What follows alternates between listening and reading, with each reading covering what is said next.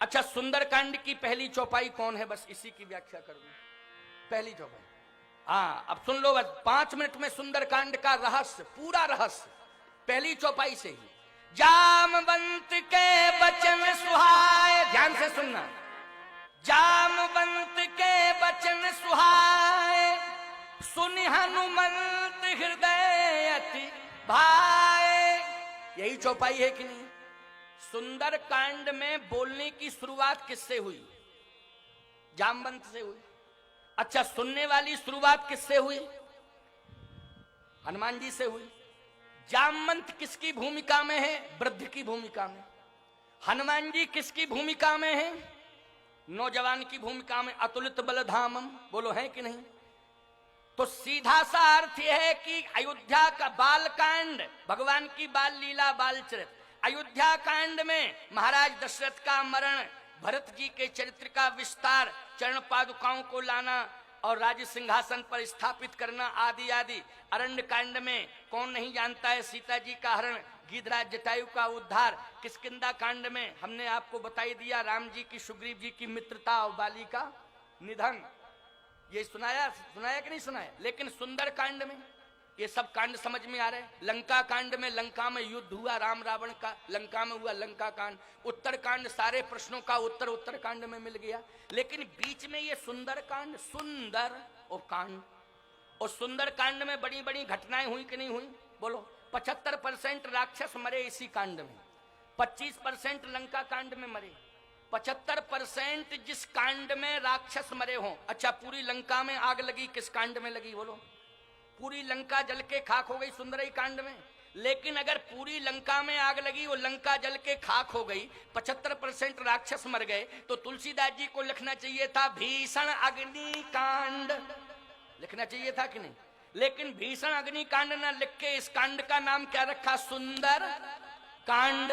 तो इतनी बड़ी बड़ी घटनाएं घटी, लेकिन फिर भी सुंदर कांड कैसे?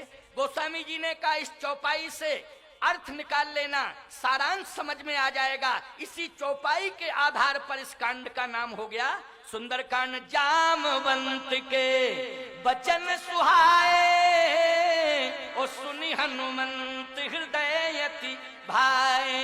गोस्वामी जी ने कहा इस कांड की बोलने की शुरुआत जामवंत जी से हो रही है।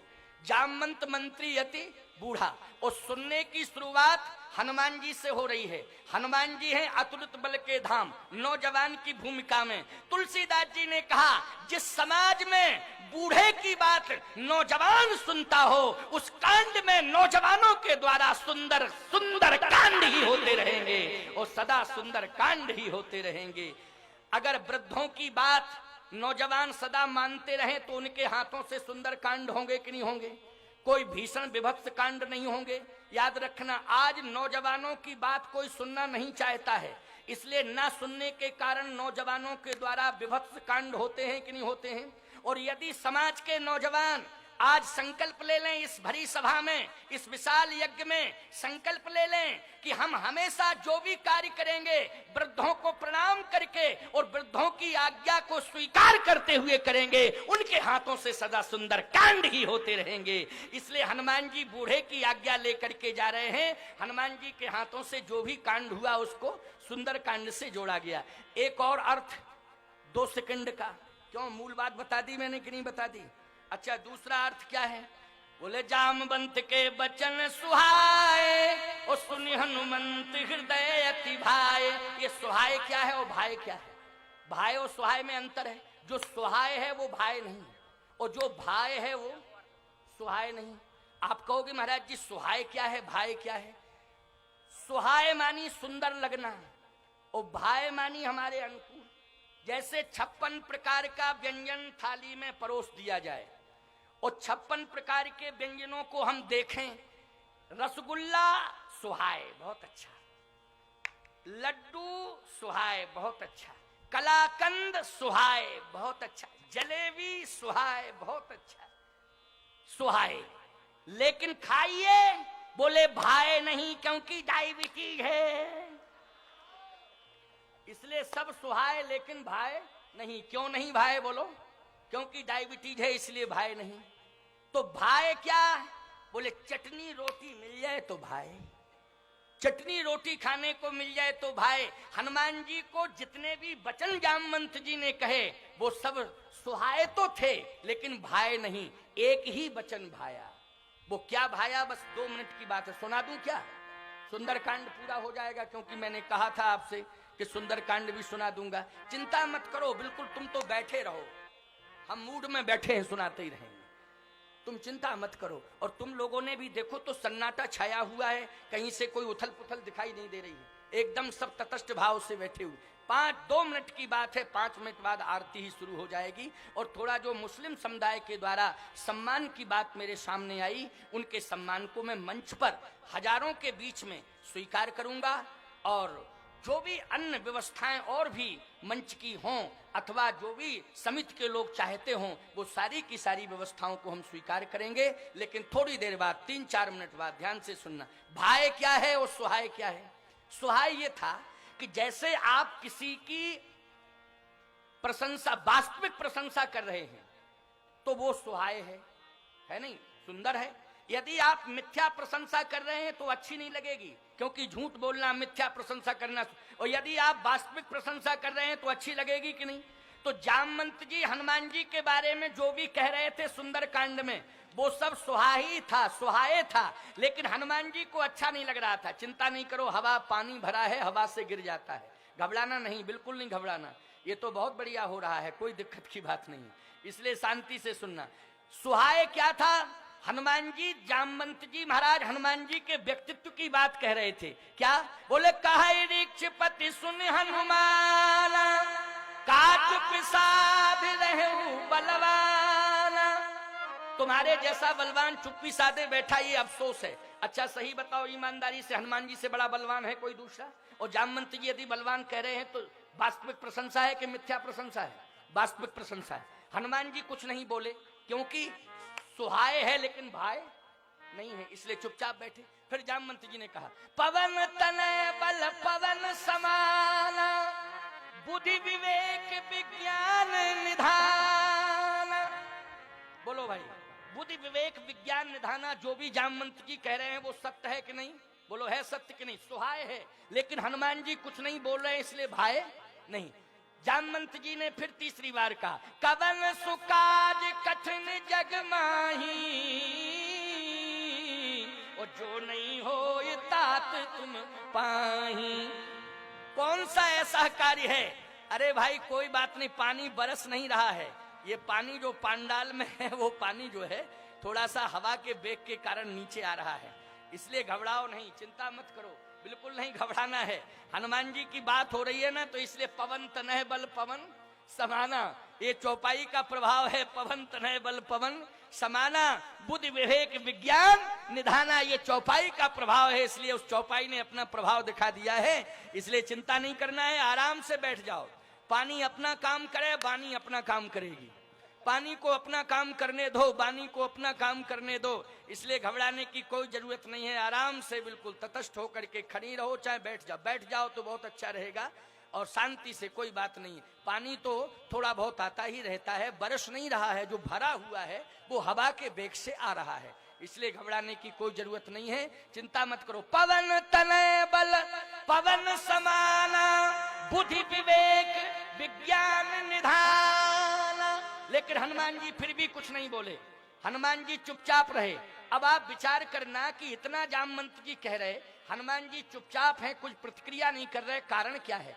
कारण यही है, सुंदरकांड संकेत दे रहा है कि जामवंत जी यथार्थ प्रशंसा तो कर रहे हैं, लेकिन हनुमान जी को वो वचन भा नहीं रहे हैं। वचन सुहाए हैं लेकिन भा नहीं रहे हैं। तुलसीदास जी से पूछा, जब वचन सुहाए हैं, वास्तविकता है, तो हनुमान जी को क्यों नहीं भा रहे हैं? तुलसीदास जी ने कहा, इसलिए नहीं भा रहे हैं क्योंकि हनुमान जी की ही प्रशंसा कर रहे हैं जामवंत जी, और हनुमान जी अपनी प्रशंसा सुनने के आदि नहीं हैं। यदि हनुमान जी को कोई जगाना चाहता है, प्रभावित करना चाहता है, तो हनुमान जी की प्रशंसा ना करके श्री राम जी की प्रशंसा शुरू कर दे, तो हनुमान जी जाग जाते हैं। यही है भाए। और जैसे ही जामवंत जी ने चौथी बार में कहा कि राम काज लगे, अब हनुमान जी गर्दन उठाया, देखे देखे देखो पावर सप्लाई हो गया कि नहीं हो गया?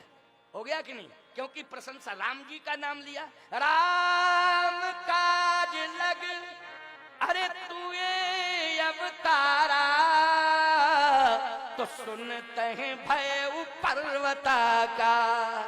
सुनते ही हनुमान जी ने पर्वताकार शरीर बना लिया। सीधी सी बात यह है कि तुम्हारा अवतार राम काज के लिए हुआ है, राम काज करने के लिए तुम आए हो। और जैसे ही राम काज की बात सुनी तो ये वचन भाए, और जैसे ही भाए तो सीधे पर्वताकार शरीर बना लिया। पर्वताकार शरीर का मतलब है उत्साह है।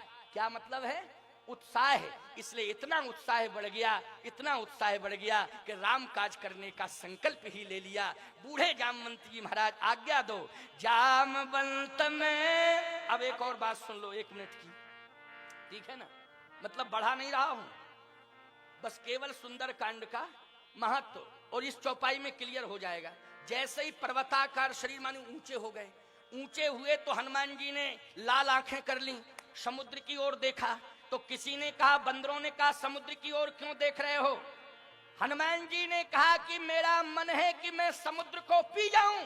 बंदर बोले पी जाओ तो हम लोग भी चले चलेंगे पीछे से, क्योंकि जब तक इसमें पानी है तभी तक की समस्या है, और कहीं अगर तुमने पी लिया तो समस्या का समाधान हो जाएगा, पी जाओ। जामवंत जी ने कहा खबरदार, सावधान, पीना नहीं है। देखो ये नौजवान सब पिलाने की बात कर रहे थे और बूढ़े जामवंत जी रोक रहे थे कि नहीं रोक रहे थे? यही है सुंदर कांड प्यारे। अगर जोश ही जोश में हनुमान जी को ये बंदर समुद्र पिला देते तो अगस्त ने तो पीने के बाद छोड़ भी दिया था, हनुमान जी पी जाते तो पिए ही जाते, फिर बाहर नहीं निकालते। और याद रखना, अगर समुद्र का पानी हनुमान जी पी जाते तो क्या बादलों को पानी मिलता? और बादलों को पानी नहीं मिलता तो ये बरसता क्या? कभी नहीं बरस सकता था। इसलिए ना तो बादलों को पानी मिलता, ना पानी बरसता, सृष्टि सूखी हो जाती, सृष्टि का संतुलन बिगड़ जाता। लेकिन जैसे ही जामवंत जी महाराज ने कहा पीना नहीं है, फिर इसको लाघना है। और लाघने के बाद क्या करना है? बोले इतना करना है कि इतना करहु तात तुम जाई, और सीत ही देख कहू सुधि आई। केवल समुद्र लांघना है, सीता जी की सुध भगवान राम को सुनाना है, इतना करना है। तो जामवंत जी की बात को हनुमान जी ने माना कि नहीं माना? इसलिए समाज में तुम चाहे जितने प्रभावशाली क्यों ना हो जाओ, चाहे मुख्यमंत्री बन जाओ, चाहे प्रधानमंत्री बन जाओ, चाहे राष्ट्रपति बन जाओ, कोई भी कार्य करो, इस बात का ध्यान रखो, तभी तुम प्रदेश का उत्थान कर पाओगे, तभी देश का उत्थान कर पाओगे, जब तुम अपने से बड़ों की आज्ञा को सुरोधारी करते रहोगे, बुजुर्गों का सम्मान करते रहोगे, तो तुम्हारे हाथों से सदा सुंदर कार्य होते रहेंगे, तुम्हारे हाथों से सदा सुंदर कांड होते रहेंगे। यही सुंदर कांड का मूल तात्पर्य है, जो मैंने 3 चौपाइयों में मूल सारांश व्यक्त कर दिया। आप सबने सुना। अब हो आज तो बज गए 6:30, पूरे कंप्लीट 6:30। ना बादल माना ना हम माने। क्यों? बादल गड़गड़ाता रहा और हम भी गड़गड़ाते रहे। क्यों भाई? बादल नहीं माना, हम नहीं माने, लेकिन हमने आपको सुंदर कांड का भी सारांश थोड़ा सा बता ही दिया। कल शेष चर्चा